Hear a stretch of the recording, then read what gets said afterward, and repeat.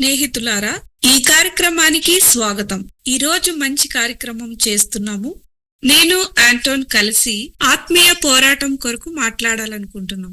మీరు ఈ సమయంలో జయ జీవితం లేకుండా ఉంటే, కలవరంలో ఉంటే, మరియు నిరీక్షణ లేక దుఃఖముతో ఉంటే, ముఖ్యముగా నేడు ఈ లోకంలో జరుగుతున్న సంఘటనలు మిమ్మును కలవరపరుస్తున్నాయేమో, అలా మన జీవితంలో జరుగుతున్నాయేమో. మనము విజయవంతమైన జీవితమును జీవించడానికి అసాధ్యముగా ఒకవేళ ఆ పరిస్థితులు కారణమవుతున్నాయేమో. ఇప్పుడు ఆంటోన్ అడుగుదాం, దయచేసి మాకు ఆత్మీయ సత్యాలను గురించి తెలుపుతారా? వాటిని గూర్చి వివరించండి. మీరు కూడా ఎవరు చెప్పినా దేవుని వాక్యమే సత్యమై ఉన్నది. మనము దేవుని వాక్యమును బోధిస్తున్నాము. మనము ఏ విధముగా జయ జీవితమును జీవించగలమో చూద్దాము. మన యొక్క నిరుత్సాహము మరియు మన యొక్క బలహీనత నుంచి ఎలా జయించగలము, ఇవన్నీ దేవుని వాక్యంలో ఉన్నవి. ఈరోజు మాకు నిరీక్షణ ఉన్నది.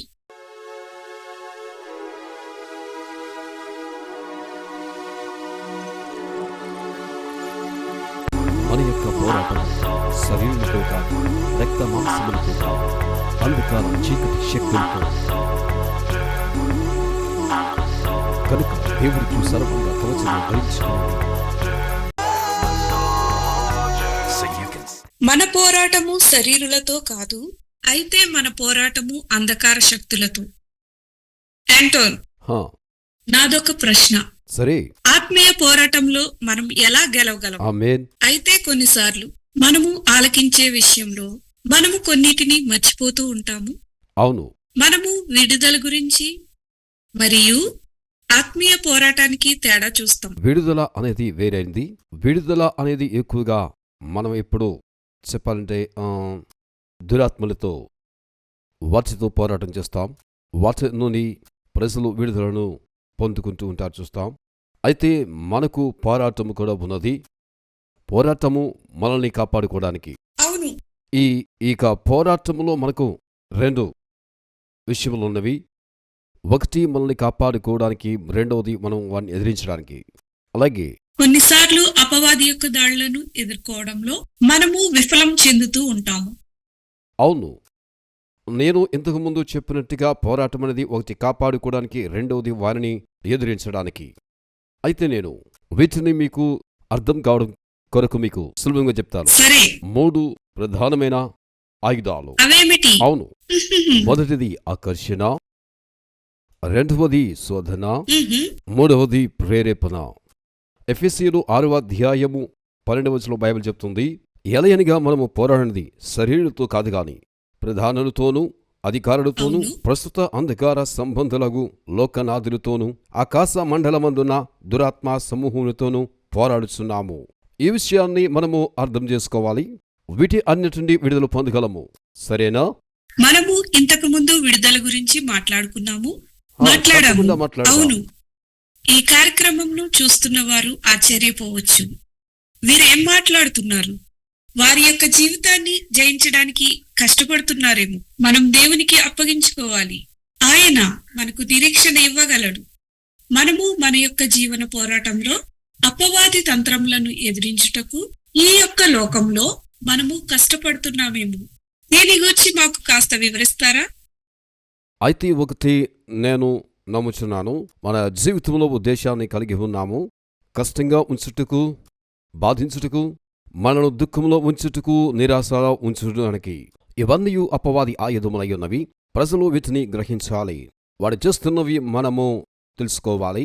ఇవన్నీ కూడా మానవాళిని నాశనం చేయుట కొరకే, అందుకే చేస్తున్నాడు. అవును, మన వ్యక్తిగత జీవితాన్ని నాశనం చేయడానికి చూస్తాడు. ఖచ్చితంగా. అనేక మంది ఈ పోరాటంలో విజయమును అనుభవించడానికి దేవుని యొక్క సన్నిధిలోనికి వెళ్లి ఆయన యొక్క వాక్యం ఏం చెప్తుందో చూడడానికి బదులు, ఆరాధించుటకు బదులు కొంతమంది ఆల్కహాలును సేవిస్తారు, డ్రగ్స్ తీసుకుంటారు, మరియు ఈ లోకంలోని అనేకమైన వాటికి తాత్కాలిక సంతోషం కోసం పోతారు. అవును, మనము దీని కొరకు అందరిని కూడా నిందించవచ్చును. మీకు వాక్యం తెలియకపోతే దేవుడు తెలియదు. ఇది చాలా ప్రాముఖ్యమైన విషయము. వాక్యము తెలిసిన వారి గురించి మాట్లాడుతున్నాము. దేవుని యొక్క పిల్లల గురించే మాట్లాడుతూ ఉన్నాము. కనుక దయచేసి ఈ యొక్క మాటలను మీరు ఆలకించండి. ఈ యొక్క కార్యక్రమము ముగింపులో వీటిని గురించి మరింత వివరంగా మాట్లాడదాము. వాస్తవానికి చెప్పాలంటే మనము జన్మించిన మొదటి రోజు నుండే ఆయన వీటిని చేసి ఉన్నాడు, ప్రణాళిక కలిగి ఉన్నాడు. అవును, అందుకే మనల్ని అర్థం చేసుకోలేకపోతున్నాము. పాపములో జన్మించాము, అవును, మనము అలానే పాపంలోనే వచ్చాము. జన్మించాము. దాని గురించి పరిశుద్ధ గ్రంథములో మనం చూస్తూ ఉన్నాము, మనము పాపంలోనే జన్మించి ఉన్నాము అని. అయితే ఎవరో ఒకరు మిమ్మల్ని విడిపిస్తారు అనేది వాస్తవము కాదు. మనం జీవించి ఉన్నాము. మనము దేవునితో కలిసి నడుస్తూ ఉన్నప్పుడు దేవుని యొక్క వాక్యములో మనము గ్రహిస్తాము. అపనమ్మకమును మనలను ప్రేరేపిస్తాడు, ప్రేరేపణ, మనకు భయమును పుట్టిస్తూ ప్రేరేపణ అబద్ధాలు, కలిగిస్తాడు. అయితే వాడు సులభంగా మోసము చేస్తాడు. ప్రారంభంలోనే మనము చూస్తూ ఉన్నాము, ఆదాము అవ్వలను వాడు సులభంగా మోసం చేశాడు. వాడు అవ్వతో చెప్పినాడు, నిశ్చయముగా ఈ ఫలము తిన్నప్పుడు మీరు చావనే చావరన్నాడు. అవును, మొదటి అబద్ధమును వాడే ఆడి ఉన్నాడు. దేవుడు చెప్పాడు, దేవుడు వారితో ఆ రోజు ఆ యొక్క ఫలమును తాకితే మీరు నిశ్చయముగా మరణిస్తారన్నాడు. ఆదికాండము 2:17. అయితే మంచి చెడ్డల తెలివినిచ్చు వృక్ష ఫలములను తినిన ఎడల నిశ్చయముగా చనిపోదువని దేవుడు చెప్పెను. ఆమేన్. అవ్వ దేవుని వాక్యం తన హృదయములో ఉంచుకొనలేదు. వాక్యమును ఆమె పట్టించుకోలేదు. వారి అవిధేయత వలన వాడు చెప్పిన అబద్ధమేమిటనగా, మీరు ఈ ఫలమును తింటే మీరు కూడా దేవుని వలె మారుతారని చెప్పాడు. మనము అలాగా ఉండాలని దేవుడు ఎంతమాత్రం కోరలేదు. దేవుని ఆలోచన. అయితే మొదటిగా ఎప్పుడైతే మొదటి దానిని నమ్మి ఉన్నదో అప్పుడు శోధించబడుటకు ఆమెకు ఎక్కువగా అవకాశము అవును, ఆమెకు ఉన్నది. ఈ ఫలమును తిన్నప్పుడు మీరు నిశ్చయముగా మీరు మరణించరు అని చెప్పింది. ఆ ఫలము రమ్యంగా ఉండట ఆమె చూచియున్నది. ఆమె పండ్లను చూసినప్పుడు ఈ వనములో మనకు స్వాతంత్రం ఉన్నది. ఆ యొక్క పండును తినడానికి ఆమెకు చాలా రమ్యంగా కనిపించింది. అవును, సత్యమేమిటో పూర్తిగా తెలుసుకోవాలి, జరుగుతుంది తెలుసుకోవాలి. కనుక మనకు వాక్యం తెలిస్తే మన యొక్క శత్రువు వచ్చినప్పుడు వెంటనే మనకి అలారం మ్రోగుతూ ఉంటుంది. మీరు సరిపోరు అన్నప్పుడు నేను చనిపోనంది, కానీ దేవుడు చెప్పాడు మీరు మరణిస్తారని కదా. అప్పుడు ఆమె దానిని తన యొక్క చేతుల్లోనికి తీసుకుని ఉన్నది. మనకి కూడా అలా జరుగుతాయి. అవును, మన జీవితాల్లో కూడా ఇలా జరుగుతాయి. ప్రమేయం లేకుండా చోటు చేసుకుంటాయి. ఎల్లప్పుడూ ఇటువంటి కుయుక్తుల్లో అవును, వాడు పండుతాడు. కనుక ఏదైనా మనకి రమ్య కనిపించినప్పుడు, ఏదైనా మనను ఆకర్షించవచ్చు, మనము ఒకసారి ఆగి ఆలోచించాలి. అపవాది తన యొక్క కుయుక్తుల చేత మనల్ని ఆడుతూ ఉంటున్నప్పుడు దేవుని వాక్యం సహకరిస్తుంది. వాక్యము మనకు సహకరిస్తుంది. మనము ఎప్పుడైతే విశ్వాసములో స్థిరముగా పట్టుకుని ఉంటామో అప్పుడు దేవుడు సహాయం అవును, చేస్తాడు. వాడు దృఢమైన వాడు. అవును, వాడు చాలా బలవంతుడు. అవును, వాడు ఈ యొక్క లోకంలోనికి వచ్చి మానవుని యొక్క జీవితాన్ని నాశనం చేస్తున్నాడు. మోసముల ద్వారా శోధన వస్తుంది. సరే, మంచిది, మనము శోధన గురించి అది మాట్లాడుకున్నాము. దేవుని యొక్క వాక్యము మన యొక్క హృదయాలలో జీవితంలో ఉండుట ఎంత ప్రాముఖ్యమో మనము తెలుసుకుని ఉన్నాము. మనసులో ఉండాలి. నేను నా యొక్క హృదయములోని వాక్యం ఉంచుకున్నాను అని దావీదు చెబుతూ ఉన్నాడు.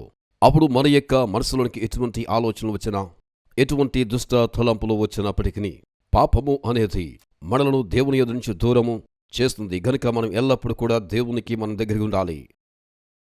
కనుక మొదట అపవాది వాడు మనలను దోచుటకు మోసం చేయటానికి వస్తాడు. మరియు శోధన శోధిస్తాడు, వచ్చినప్పుడు మనం పాపం చేస్తే వాడు నిందిస్తాడు. నిందిస్తాడు. సహోదరుల మీద వాడు నేరము మోపువాడై ఉన్నాడు. వాడు మనము పాపము చేయడానికి ప్రేరేపించి దేవుని ఎదుట మన మీద నేరము మోపుతాడు. అందుకే మనకు సిగ్గు, అపరాధ భావం కలుగుతుంది. అవును, రాత్రింబగలు నేరం మోపువాడు. అవును, ప్రభు ఎదుట రాత్రింబగలు రాత్రింపగళ్ళు. వాడు అందరి మీద నేరం మోపుతాడు. అవును, క్రైస్తవులను వాడు టార్గెట్ చేస్తాడు. అవును, ఇదిగో ఇక ప్రజలు ఎంత చెడ్డవారో అని ఇతరులకు చెబుతాడు. అవును, మరి యొక్క పాపములు వాడు ఎత్తు చూపుతూ ఉంటాడు. భారమును వాడు మోపుతాడు. అవును, భయంకరము. అవును, ఇటువంటి ఆత్మీయ పోరాటమును మనము కలిగి ఉన్నాము. అవును. సరేనా? ఈ పోరాటమును గూర్చి మీ మనసులో ఉంచుకొనుడి. సరే, మూడవది మనల్ని వాడు ప్రేరేపిస్తాడు. దేవుని ఎదుట వాడు నేరము మోపుతూ ఉంటాడు, అలాగే మనల్ని కూడా మోపుతాడు. మన పాత పాపములు చూపిస్తాడు. వాడు గతములో మనము చేసిన పాపములు బయట పెడతాడు. గత కాలంలో మనం చేసిన చెడ్డ పనులను వాడు అలాగ చేసి ప్రజలను పిచ్చివాళ్ళుగా చేయడానికి చూస్తాడు. మనము మన తప్పులను ఒప్పుకొనడం సులభము అయినప్పటికీ వాడు వాటిని మనల్ని మర్చిపోనివ్వడు. మన మనసులోనికి తీసుకుని వస్తుంటాడు. అయితే దేవుని యొక్క వాక్యం చెప్తుంది, నేను నీ యొక్క పాపను ఎన్నడూ జ్ఞాపకం చేసుకున్నానని. అవును. అయితే అనేక మంది అపవాది యొక్క ఆలోచనలు వారు ఎరుగలేని వారు ఉన్నారు. అవును. సరే, ఇప్పుడు మనము ఏ విధంగా వాటిని ఎదుర్కోగలము, అది ఎలా ఉంటుందో కొద్దిగా మీకు నేను వివరించి ఉన్నాను. వీటిని గురించి మనకు మనమే భద్రతను కలిగించుకోవాలి. మొదటిగా మనము మోసమును ఎదిరించాలి. సరే. ఎలా చేయగలం మనము చూద్దాం. 2 రెండు ఆయుధాలు ఉన్నాయి. ఆయుధాలు. అవును, భక్తి సత్యం అనే దత్తి, సరే. అలాగనే దాన్ని తర్వాత చూస్తున్నాం. వాక్యం అనే ఖడ్గం. ఆమేన్. ఎఫెసీ 6:14 ఎలగనగా మీ నడుములకు సత్యమును దట్టి కట్టుకుని నీతి అను మైమరుపు తొడుగుకుని పాదములకు సమాధాన సువార్త వలని సిద్ధ మనసును జోడు తొడుగుకుని నిలువబడుడి అని చెబుతున్నాడు. అవును, ఖడ్గమనగా దేవుని వాక్యమే. మనము చూస్తూ ఉన్నాము ఈ రెండు కూడా దేవుని యొక్క వాక్యంలోనే మనకు వస్తున్నాయి. ఈ రెండు సత్యమే. అవును. వాక్యమనే ఖడ్గము, సత్యమనే దట్టి. వీటి ద్వారా మనము ఎదుర్కొనగలము. ఇవి చాలా శక్తివంతమైనవి. వీటి ద్వారా శత్రువులను మనం ఎదుర్కొనగలము. సత్యమనే యొక్క దట్టి అది మనలను కాపాడుటకు. అవును, దేవుని యొక్క వాక్యము మనకు ప్రతి విషయంలో సహాయం చేస్తుంది. ఖడ్గము అనేది ప్రాముఖ్యమైనది, అలాగే దట్టి కూడా చాలా అవసరమైనది. అయితే మనము మనల్ని కాపాడుకునేది చాలా ప్రాముఖ్యమైనది. అవును, ధరించాలి. అవును, మనము ప్రతిరోజు కూడా ధరించాలి. రోమా 12:2 చెప్తుంది, ఇది చాలా ప్రాముఖ్యము. కనుక మనము మన యొక్క ఆలోచనను మనము మార్చుకోవాల్సింది. మనము పుట్టిన నాటి నుండి కూడా భారము అనేదో ఉన్నది. అయితే ఇక్కడ ఇప్పుడు రోమీయులకు రాసిన పత్రిక 12:2 చెప్తుంది, ఇక లోక మర్యాదను అనుసరింపక ఉత్తమమును అనుకూలమును సంపూర్ణమునయున్న దేవుని చిత్తమేదో పరీక్షించి తెలుసుకున్నట్లు మీ మనస్సు మారి నూతన మగుటు వలన రూపాంతరము పొందుడి అని చెప్పుచూ ఉన్నాడు. ఆమేన్. ఆలోచించాలి. మనము ఆ రీతిగా మనం జీవించడానికి ప్రయత్నించాలి. మనసులో ఎలా రూపాంతరపరచుకోవాలి. చేయగలము? అవును, ఎలా? ఎలా చేయగలము? ఇలా చెబుతూ ఉంది, బైబిలును చదువుట ద్వారా, దేవుని యొక్క సన్నిధిలో మనము గడపడం ద్వారా, దేవుని యొక్క చిత్తమును మనము తెలుసుకోవడానికి ఇవన్నీ కూడా చాలా ప్రాముఖ్యమైన. ప్రవక్త యెషయా చెప్తున్నాడు, దేవుడే మనకు బుద్ధి జ్ఞానములను అనుగ్రహించి వాడై ఉన్నాడు. ఆయన మన యొక్క మనస్సులను ఆయన కడిగి వేస్తాడు. అవును. లోపల మరియు మన అంతరంగములో సైతము దేవుడు మన యొక్క ఆలోచనను పూర్తిగా ఆయన శుద్ధి చేస్తాడు. వాక్యముతో శుద్ధీకరణ చేస్తాడు.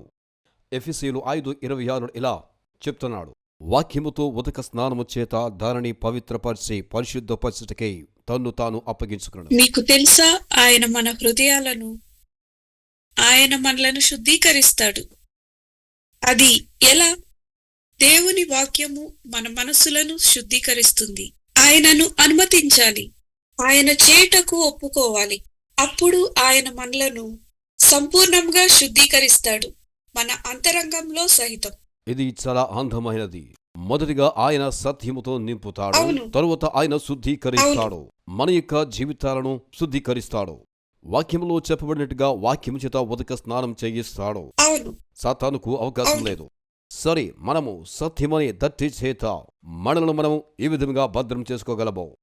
శోధన, దాన్ని ఎలా జయించగలం? సోదరు గుచ్చుకోవడం అని చెప్పుకున్నాము. ఎందుకనగా మనము ఎల్లప్పుడూ శోధించబడతాము. యాకోబు 4:7 చెప్తుంది, చూడండి. మనము అపవాదిని అవును, ఎదిరించాలా? ఖచ్చితంగా. ఇది వినుడుకు చాలా చక్కగా ఉంటుంది. మనం చెప్పడానికి చాలా సులభంగా ఉంటుంది, కానీ చేయడానికి చాలా కష్టంగా ఉంటుంది. మనము ప్రతిసారి కూడా అపవాది దాడి చేస్తున్నాడు అని అంటుంటాం. ఎప్పుడూ అపవాది మీద తోసేస్తాం. మనకు మాదిరైన యేసునే మనము అనుసరించాలి. అవును. మనము చూస్తున్నాము, అపవాది యేసును అరణ్యములో శోధించున్నట్టుగా. సరేనా? అవును. నీవు ఇక్కడి నుండి దూకుము అని చెప్తున్నాడు. నీ దూతలు నిన్ను పట్టుకుంటారా అంటున్నాడు. అవును. నీ దేవుడైన యెహోవాను శోధించకూడదని యేసు చెబుతున్నాడు. యేసయ్య వాడితో వాదించడం చేయలేదు. వాక్యం చెప్పాడు, వాదన ముగిసిపోయింది. అపవాదికి వాక్యం తెలుసు కనుక మనం ఎల్లప్పుడూ కూడా అపవాదిని మనము వాక్యముతోనే వారిని ఎదిరించాలి. సమస్య ఉండదు. మన యొక్క మనసులోకి అపవాది ఆలోచనలు పుట్టిస్తాడు. అనేకమైన చెడు తలంపులు. యేసు నామమున పారిపో అని నేను చెప్తుంటాను, వాడు పారిపోతాడు. యేసు నామములో గొప్ప శక్తి ఉన్నది. మన యొక్క మనసులో అనేకమైన ఆలోచనలు రేకెత్తుతూ ఉంటాయి. అవును, పరిశుద్ధ గ్రంథములో మనం చూసినట్లయితే యేసు 40 దినములు శోధించబడి ఉన్నాడు. అవును, మన ప్రభువైన యేసుక్రీస్తు వారు అరణ్యములో అపవాది చేత 40 దినములు శోధించబడ్డారు. ఆయన శోధించబడినట్టు మన పరిస్థితి ఏంటి? ఆత్మీయ పోరాటం గురించి నాకు పెద్దగా తెలియదు, నాకు దీనిలో అధికారము లేదంటారు. అనేక మంది ప్రజలు ఎలా ఉంటారు? అటువంటి పరిస్థితుల్లో మనం ఏం చేయాలో ఏం చెప్పాలో తెలియ స్థితిలో ఉంటారు. అవును, మనకు శారీరక మానసిక స్థైర్యము అవసరమైనది. నేనైతే అపవాది చేస్తున్న పనులకు వాని చేష్టలకు చాలా విసుగు చెంది ఉన్నాను. ఈ స్థితిలో లేచాను. అపవాది నా యొక్క మనసులో నీవు పెడుతున్న ప్రతి ఆలోచన యేసు నామములో పోనుగా కాని అపవాది నేను గద్దించినాను, ప్రార్థన చేస్తున్నాను. మనము మొదటి కొరింథీయులకు రాసిన పత్రికలో చూడగలిగినట్లయితే క్రీస్తు జ్ఞానమునకు వ్యతిరేకముగా వచ్చిన ప్రతి ఆలోచన బంధిస్తున్నానని చెబుతూ ఉన్నాడు. దేవుని యొక్క జ్ఞానముతో వాక్యంతో ప్రతి దాన్ని మనం బంధిస్తాము. నేను వాక్యముతో గదించినప్పుడు అది పోతుంది. అవును, ఖచ్చితంగా సాతాను ఉండలేడు, పారిపోతాడు. వాడు బలహీనపరుస్తాడు. వాడెక్కువగా మనలను శారీరక బలహీనతకు గురి చేస్తుంటాడు. మీకు తెలుసా, గత కాలంలో చాలా రోజులతో నేను చాలా బాధ అనుభవించిన్నాను. అప్పుడు ఏం చేయాలో నాకు తెలియలేదు. నేను కళ్ళు మూసుకున్నప్పుడు ఆమె యేసు నామంలో అని ఆజ్ఞాపించి ఉన్నది. ఇక ఎన్నడూను రావద్దని ఆజ్ఞాపించి ఉన్నది. నేను 3 రోజుల నుంచి ఇలా బాధపడుతున్నానని చెప్పింది. ఇటువంటివి నేను కూడా అనుభవించి ఉన్నానని చెప్పాను. మనం కూడా ఇటువంటివి అనుభవిస్తాము. ఇటువంటివి జరిగినప్పుడు మనము ఆరాధన చేస్తూ ప్రభువైన యేసు నామంలో వాటిని మనం వెళ్ళగొట్టాలి, బంధించాలి. మనకు అటువంటి సమయంలో సంఘము నుంచి చాలా సహకారము అవసరమైంది. మీరు ఒక సంఘ కాపరి దగ్గరికి వెళ్లి ప్రార్థన చేయమని అడగవచ్చు. నేను చెబుతూ ఉన్నటువంటి ఈ అధికారము శక్తి అనేది క్రీస్తు యేసు నుండి మాత్రమే మనకు లభ్యమవుతోంది. ఆయన వాక్యములో బలమున్నది. ఆ యొక్క అధికారం మీలో లేకపోయినట్లయితే అపవాది శత్రు మరలా మీ యొద్దకు వాడు వచ్చి మిమ్మల్ని ఓడిస్తాడు. యేసయ్య ఒక్క మాట మాత్రమే చెప్పాడు. ఆ యొక్క అపవాది అర్థం చేసుకుని యేసుని మరి ఎన్నడూ కూడా ప్రశ్నించకుండా వెళ్ళిపోయింది. యేసయ్య వాక్యము ద్వారా ఎదిరించాడు. అయితే కొన్ని రోజుల క్రితం ఆ సమయంలో మా గృహానికి ఒక వ్యక్తిని ఆహ్వానిద్దామనుకున్నాను. మా గృహంలో ఉన్నటువంటి కొన్ని శోధనల నిమిత్తము ఒక పాస్టర్ గారిని మా యొక్క గృహానికి మేము ఆహ్వానించి ఉన్నాము. మేము ఊహించరానిది అప్పుడు జరిగింది. మాకు సహాయం చేయడానికి పాస్టర్ గారిని పిలిచాను. ఆయన భయపడ్డారు. మీరు ప్రార్థన చేసి మా గృహాన్ని శుద్ధీకరించండి అని చెప్పాము. నేను చాలా భయపడ్డాను. సరే, నేను ప్రార్థిస్తాను అని అతడు చెప్పాడు. నేను నాన్సీని ఇంటికి పిలిచాను. అయితే మధ్యరాత్రిలో మేము ఇంటిని శుద్ధి చేశాము. చాలా చక్కగా అతడు ప్రార్థన చేశాడు. ఇంటిలో ఉన్నవన్నీ పోయాయి. నిజంగా నేనెప్పుడు మర్చిపోలేను దానిని. ఎఫెసీ పత్రిక 6వ అధ్యాయాన్ని ప్రభు చూపించాడు. లూకా రాసిన సువార్తలో మనం చూస్తున్నాం. ఆయన తేళ్లను పాములను తొక్కుటకు నాడు శత్రు బలవంతటి మీద వాడు మనల్ని భయపెట్టడానికి ప్రయత్నం చేస్తుంటాడు. అయితే మేము మధ్యరాత్రిలో శుద్ధి చేసి ఉన్నాం. మనము సోదరుడు గురించి చూసినట్లయితే యేసయ్య వాక్యము ద్వారా అపవాదిని ఓడించాడు. వాక్యము శక్తివంతమైనది. అయితే ఒక విషయం చెప్తాను, దేవుడు మనను శత్రువు చేతులు విడిచిపెట్టడు. ఈ మాటలు చాలా చక్కగా ఉంటాయి. ఇవి చాలా ప్రాముఖ్యమైనవి. ఈ యొక్క మాటలను మన హృదయంలో మనము ఉంచుకోవాలి. మొదటి కొరింథీయులు 10వ అధ్యాయం 13వ వచనం ఇలా చెప్పుచూ ఉన్నది, సాధారణంగా మనుషులకు కలుగు శోధన తప్ప మరి ఏదియూ మీకు సంభవింపలేదు. దేవుడు నమ్మదగినవాడు. మీరు సహింపగలిగినంతకంటే ఎక్కువగా ఆయన మిమ్మను శోధింపబడనయ్యాడు. అంతేకాదు, సహింపగలుగుటకు ఆయన శోధనతో కూడా తప్పించుకుని మార్గమును కలుగు చెయ్యను. ఆయన ఏం చెప్తున్నాడుగా, నేను మిమ్మల్ని అనాథలుగా విడిచిపెట్టను, నేను మిమ్మల్ని శత్రువుల చేతిలో విడిచిపెట్టనంటున్నాడు. నేను తోడుంటాను. మీకు వచ్చే ప్రత్యేక శోధన కూడా నాకు తెలుసు, నేను దేవుడును, నేను మీకు తోడుగా ఉంటాను. మీకు కలుగు ప్రతి శోధన నుండి కూడా నేను తప్పిస్తాను.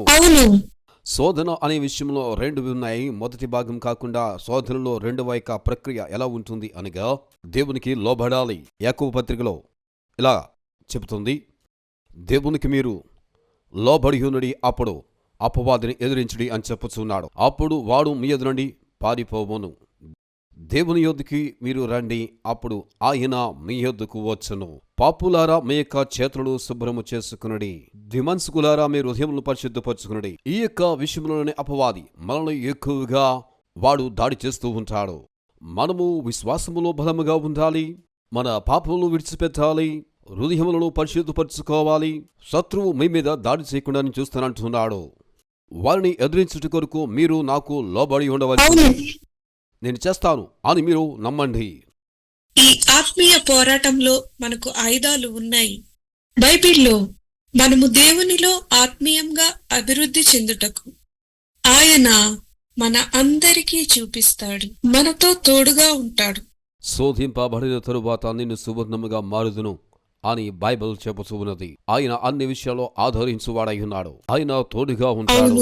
మన యొక్క విశ్వాసము ఆయన యొక్క సముఖములో చాలా విలువైనది. అద్భుతం. అవును. సరే, ఇంకేమిటి? ఈ ప్రేరేపణ సమయంలో ఎఫెస్సి 6:16లో శత్రువుని గురించి వివరించి ఉన్నాడు. ఇది నిజంగా చాలా భయంకరమైన విషయమైంది. దీని గురించి ఇంతకు ముందు మాట్లాడాము. దీనిని మనము చూసినప్పుడు ఇది నిజంగా చాలా బాధకరమైనది. మనము ఏదైనా చేసే సమయంలో మనకి శత్రువు విసిరివేస్తాడు మనను. వాడు ఏదో ఒకటి చేసి మన మనసులలో భయాన్ని పుట్టిస్తాడు. వాడు మనల్ని విసిరివేస్తాడు. వాడు మనల్ని చుట్టుముడతాడు. అయితే ఇది కూడా ఒక పోరాటమై. వీటి కొరకు మనకు విశ్వాస కవచం ఉండాలి. మన యొక్క గతములో నుండి అపవాది వాటిని తీసుకుని మనల్ని భయపెడుతూ ఉంటాడు. మన ప్రతి ఒక్కరి జీవితాల్లో ఏదో ఒకటి ఉంటుంది. ఎవరు తెలుసుకోకూడదని మనం అనుకుంటాము. వాడు ఆ విధంగా నిందిస్తాడు, మన మీద నేరములు మోపుతూ మన దోషాలను చూపిస్తాడు. క్రీస్తు నందుంటే మీరు నూతన సృష్టి, పాతవి గతించేను, సమస్తమును నూతనమై క్రొత్తగా చేస్తాడు. కనుక మనము క్రీస్తు యొద్దకు వచ్చినప్పుడు పాత వాటిని జ్ఞాపకం చేసుకోకూడదు. దేవుడు ఈ విధంగా చెప్తున్నాడు, మీకు ఆ పాత విషయములు, పాత పాపములు ఆయన తీసివేసి నూతన సృష్టిగా చేస్తానని. దేవుడు మనకు నూతన ప్రారంభం ఆయన ఇచ్చియున్నాడు. మనకు నూతన ప్రారంభము ఉన్నది. క్రైస్తవులుగా మనము నూతన ప్రారంభము చేయవలసి ఉంది. క్రీస్తు యొక్క క్షమాపణలో మనం నడవాలి.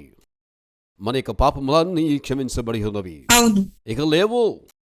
సరే, అయితే మనలను మనం ముందుగా క్షమించుకోవడం నేర్చుకుందాం. కొందరికి ఇది కష్టం. అయితే మనము చాలా మృదువైన తేలికైన విషయాల కోసం మాట్లాడుకున్నాం. మనం ఒకరిని క్షమించి మరియు క్షమాపణ పొందటం సులభం. ఒకరిని క్షమించి క్షమాపణ పొందటం తేలిక. అయితే అనేకులు ఆ విధంగా చేయక ఒకే విషయాన్ని పట్టుకొని ఉంటారు. ఒక గొప్ప నిరీక్షణ కలిగిన ఒక స్నేహితురాలు నాకుంది. ఆమె చాలా విషయాల్లో అనేకమైన ఇబ్బందులను ఎదుర్కొంది.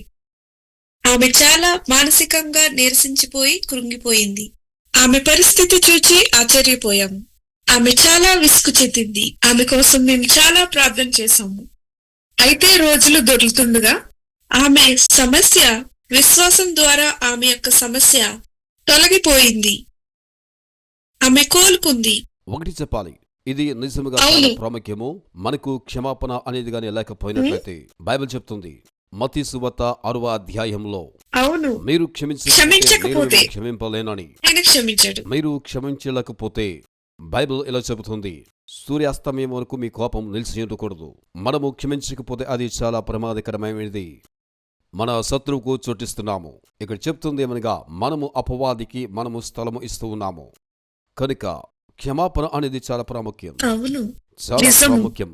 సరే, మనము ఈ కార్యక్రమమును ముగించక మునుపు ఈ కార్యక్రమమును వీక్షిస్తున్న వారికి యేసుక్రీస్తును వారి జీవితంలో హృదయంలో అంగీకరించడానికి ఒక అవకాశము ఇవ్వాలనుకుంటున్నాను. ప్రియ స్నేహితుడా, ఇప్పుడే యేసయ్యను మీ హృదయంలోనికి రమ్మని ఆహ్వానించండి. ఆమేన్. వీరి కొరకు ప్రార్థిస్తారా? చూడండి, ఈ విషయాలన్నీ మేము మాట్లాడి ఉన్నాం. మీరు నిజముగా విడిపించబడాలంటే అవును, బైబిల్ చెబుతుంది అది ఏమిటి అనగా సత్యము స్వతంత్రం. దాని గురించి మేము మాట్లాడి ఉన్నాము. మీరు క్రీస్తు యొద్దకు వస్తారా? కనుక నాతో కలిసి మీరు ప్రార్థన చేయండి. ప్రభు యేసు, నీ యొద్దకు వచ్చి ఉన్నాము. నీ యొక్క క్షమాపణ ప్రేమ గురించి ఆలకించి ఉన్నాను. దయచేసి నా హృదయంలోనికి వచ్చి నా యొక్క పాపమును క్షమించండి మరియు నీ యొక్క కుమారునిగా స్వీకరించండి. నా యొక్క రక్షకునిగా మీరుండండి. ప్రభు, ఈ క్షణం నుండి నీ కొరకు నేను జీవిస్తున్నాను, జీవితమిస్తున్నాను. దయచేసి ప్రత్యేక అవినీతి నుంచి నన్ను మీరు రక్షించండి. యేసుక్రీస్తు నామములో ఆమేన్. మీరు ఇక ప్రార్థన చేస్తున్నట్లయితే, మీరు యేసును అంగీకరిస్తే మీరు దేవుని పిల్లలై ఉన్నారు. ఈ రోజు నుంచి ఆయన మీ ద్వారా కార్యములు చేస్తాడు. ఆయన మీకు జీవిత సమస్య నుంచి విడిపిస్తాడు, శత్రువు నుంచి విడిపిస్తాడు. ఈ కార్యక్రమాన్ని ముగించక మునుపు దేవుడు వారి జీవితాల్లో ఉన్న బంధకములను తొలగించులాగున నేను వీరి కొరకు ప్రార్థన చేయాలనుకుంటున్నాను. ఒకసారి చూడండి, యెషయా 64వ అధ్యాయము 6వ వచనం చెప్తుంది, మేమందరము అపవిత్రాల వంటి వారి మహిపితేమి, మా నీతి క్రియలను మురికి గుడ్డి వలె ఉన్నవి. గాలివాన కొట్టుకుని పోవునట్లుగా మా దోషములు మమ్మను కొట్టుకుని పోయెను అని చెప్పుచూ ఉన్నాడు. అనేక మంది ప్రజలు దీని గురించి ఆలోచిస్తారు. అటువంటి వారిలో నేను కూడా ఒకటిగా ఉండేవాడను.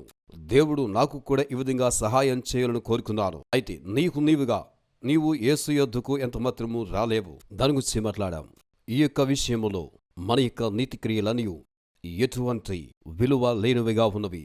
మన యొక్క నీతి క్రియలనియు వ్యర్థమై ఉన్నవి. మన మంచి క్రియలన్నీ, మీరు చాలా మంచివారై ఉండవచ్చును, మీరు చాలా ప్రేమగలవారై ఉండొచ్చు, అవి సరిపోవు. ఒక నిమిషం ముందు మీతో మాట్లాడిన రీతిగా మాత్రమే మీరు క్రైస్తవుడిగా మారగలరు. యేసును మీ జీవితంలో అంగీకరించండి, నీతిని పొందుకోండి. క్రీస్తు యేసు అనుగ్రహించు నీతి అనేక వస్త్రాలను మీరు తొడుగుకునండి. అప్పుడు మీరు నీతిమంతులుగా మార్చబడతారు. చేయండి. అప్పుడు మీకు మనసు, హృదయం మార్చబడుతుంది. అపవాది మీ గతాన్ని జ్ఞాపకం చేస్తే ఇలా చెప్పండి, నేను దేవుని వాక్యము ద్వారా శుద్ధీకరించబడి ఉన్నాను, నీతిమంతునిగా చేయబడ్డాను. హెబ్రీ 10:17 వచనం ప్రకారము దేవుడు నా పాపమును క్షమించాడు. మరియు రోమీయులకు రాసిన పత్రిక 8వ అధ్యాయం 22వ వచనం ప్రకారము మనము దేవుని యొక్క నీతిని కలిగి ఉన్నాం చెప్తుంది. ఇది అద్భుతం కాదా? అద్భుతం. ఎవరికైనా ఆ యొక్క యేసు కావాలనుకుంటే ఈరోజు మీ కొరకు ఇప్పుడే మేము ప్రార్థన చేస్తాము. జక్వెల్, ఈ ప్రార్థన మీరు చేయాలని ఆశపడుతున్నారా? విడుదల పొందినట్లుగా దయచేసి ప్రార్థన చేయండి. విడిపించబడుదురుగా. అవును, ఈ కార్యక్రమాన్ని ముగించే సమయం వచ్చింది. ప్రభువైన యేసు, ఈ అద్భుతమైన సమయాన్ని బట్టి వందనాలు చెల్లిస్తున్నాం. అపవాది దొంగతనమునకును, నాశనము చేయుటకును, హత్య చేయుటకును వచ్చును. ఈ సమయంలో ఈ కార్యక్రమాన్ని వీక్షిస్తున్న వారి మీద యేసు రక్తమును ప్రోక్షించమని అడుగుచున్నాను. వారికి మీ సంరక్షణ ఉంచండి. దేవా, ఆశ్చర్య రీతిగా వీరిని ఈ సమయంలో ప్రతి ఒక్కరిని స్వస్థపరచండి. మత్తు పదార్థాలు, చెడు వ్యసనముల నుండి యేసుక్రీస్తు నామంలో వారికి విడుదల దయచేయండి. ఇప్పుడే వారికి నిరీక్షణ ఇవ్వండి. విజయం ఇమ్మని యేసునామంలో అడుగుచున్నాం. ఆమేన్. సరే, ఇంకను ఎవరైనా సరే యేసుక్రీస్తును మీ వ్యక్తిగత జీవిత రక్షకుడిగా అంగీకరించాలనుకుంటే మీ కొరకు నేను ప్రార్థన చేయడానికి ఇష్టపడుతున్నాను. ఇప్పుడే మీరు తరల వంచి ప్రార్థిస్తాను. ఈ యొక్క క్షణములను మీ ప్రత్యేక బంధకం నుంచి విడిపించి మీరు యేసు ప్రభు మీకు రక్షకునిగా అంగీకరించుదురుగాక. మీరు ఆ విధంగా చేయండి. యేసుని మీకు రక్షకునిగా అంగీకరించండి. క్రైస్తవునిగా మారి విడుదలను పొందుకోండి. దేవుని వాక్కు ద్వారా మిమ్మల్ని స్వతంత్రులుగా చేస్తాడు. యేసు చెబుతున్నాడు, నేనే మార్గము, సత్యము, జీవమంటూ ఉన్నాడు. నేడే యేసును వీక్షించినందుకు వందనాలు. మరలా మనం కలుసుకుందాం. వందనాలు. If you know there's power in the name of Jesus, somebody shout that name, Jesus. Shout the name Jesus. Shout the name Jesus. Come on, scream his name into the nation. Respond, somebody shout the name Jesus.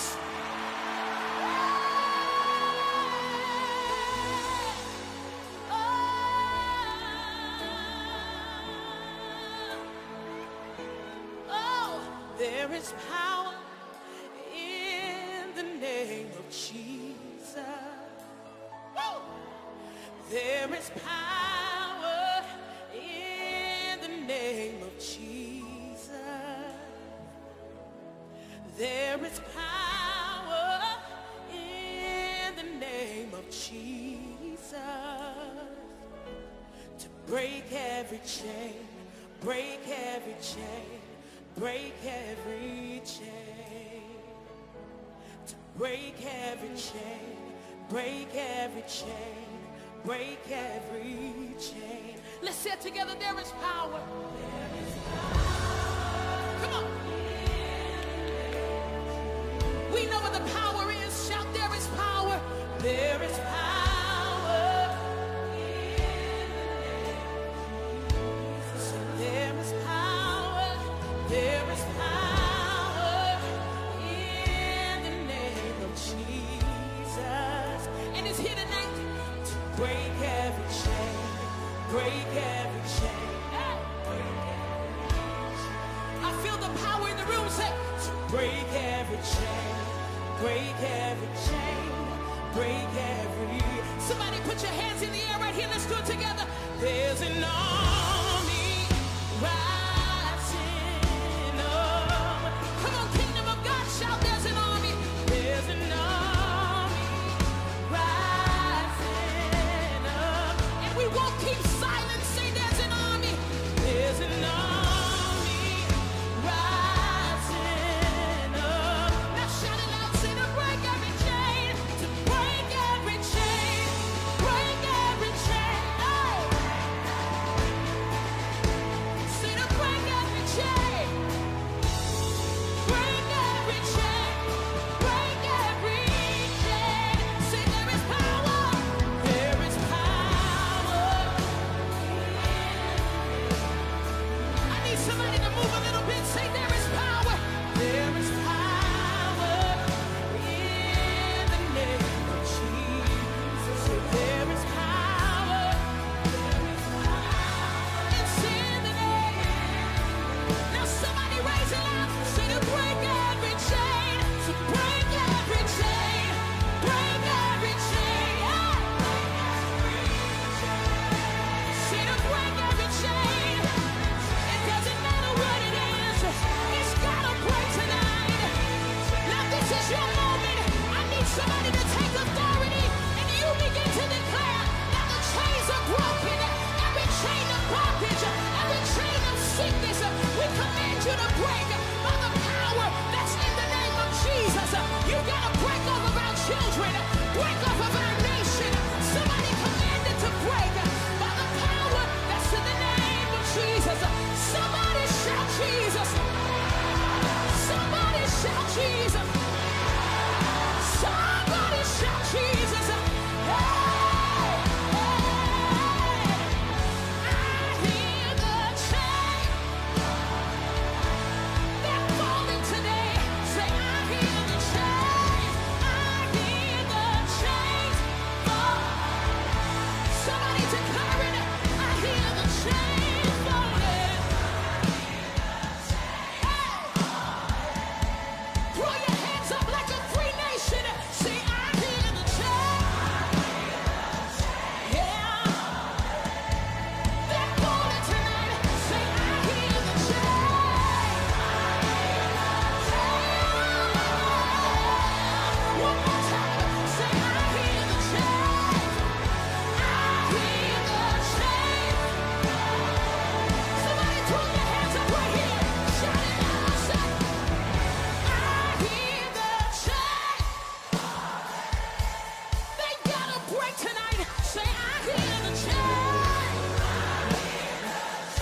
Oh yeah. Oh yeah. Say it one more time. I hear the chains. Thank you, Jesus.